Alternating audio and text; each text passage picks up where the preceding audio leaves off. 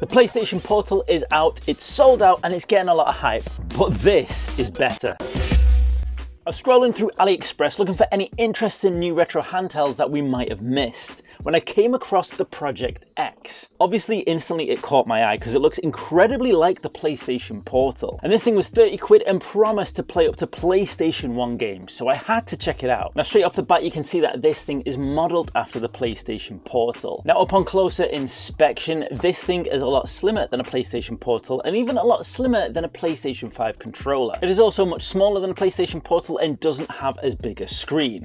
Obviously, the PlayStation Portal is about £200 and this thing is 30, so they're not going to have the same type of screen. Now, the Project X doesn't feel like it's made from the best kinds of plastics, but to be fair, for £30, it's pretty solid. And I really like the look and feel of it, especially with the pearlescent white that they've gone for on the white accents. They could have easily just gone for a basic white, but they've gone for a pearlescent white, and it really does add a little bit extra to the look of the console. As we said, the screen itself is nowhere near a PlayStation Portal level of screen, and it doesn't even compete with a lot of the £45 retro gaming handhelds that are out there. The resolution of it isn't that great, and the cover over the front of it is a cheaper plastic that doesn't give it as much clarity as you would like. However, for a £30 console, it does a pretty decent job, and I was really pleased to see that it is visible at all angles as well, which is pretty decent. Furthermore, when you get the Project X in your hands, you'll notice that all the controls actually feel really good. All the buttons feel really solid, there's a nice clickiness to them, and even the shoulder buttons feel really nice. But what really impressed me were the analog sticks. The analog sticks were really nice and comfortable to use, and they have this kind of like suede-y rubber feeling to them that makes them really nice to touch. And on top of that, they have L3 and R3 clickability. Honestly, if the screen was a slight upgrade, this would be a physically impressive console. But even with the screen not being exactly what I want it to be,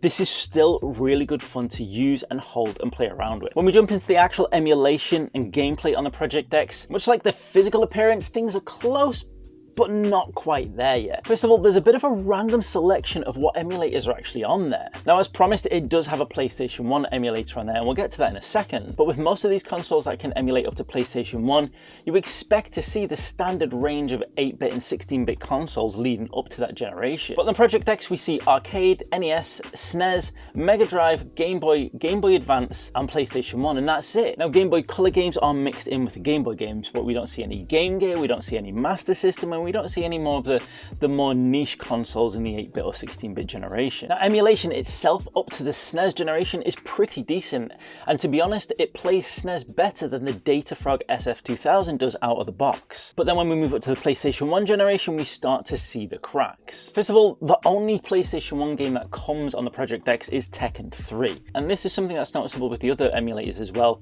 It doesn't seem to have all of the games you'd expect to see. It feels that in terms of content, the Project X is maybe 50 to 75% of what should be on a console like this. Now, the Project X does come with an SD card, so you can add games yourself. But with a lot of these budget consoles with easy to use UIs, you want to see pretty much all the games and ROMs you'd want to play already on there. Anyway, jumping into PlayStation 1, and Tekken 3 isn't that bad. I mean, it definitely has its issues. You can see that it stutters, and sound on the Project X isn't perfect. But in all honesty, I was able to play through a couple of rounds of Tekken 3 and actually enjoy the experience.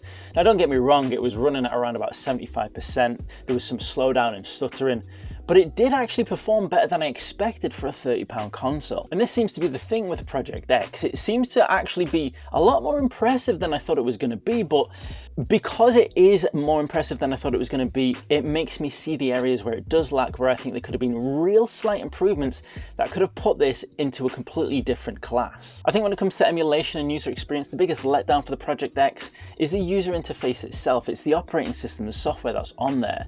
And much like with the Datafrog SF2000, I believe that with some custom firmware, the experience could be completely overhauled and changed. And we might even be able to see some improvement in emulation up to PlayStation 1. What I do love to see, though, are all these unique and interesting and fun concepts coming from retro gaming handhelds, because things are starting to get a little bit stale now in seeing these small incremental changes that we see from the big names like Ambonic, Retroid, etc. And so sometimes it's fun to see something that is pretty much just a gimmick that can actually sometimes be more exciting and interesting interesting than you might think for the cost. We are starting to see a lot of these controller-inspired handhelds, like we said with the SF2000, like with the previous PlayStation 5 themed handheld that we looked at, and now with this, the Project X. The Project X isn't perfect. There are definitely some areas I'd like to see improved, areas that we can't really do anything about like the screen, and areas that could be improved like the OS. But one thing's for certain, the PlayStation Portal costs £200 and it can't run games by itself.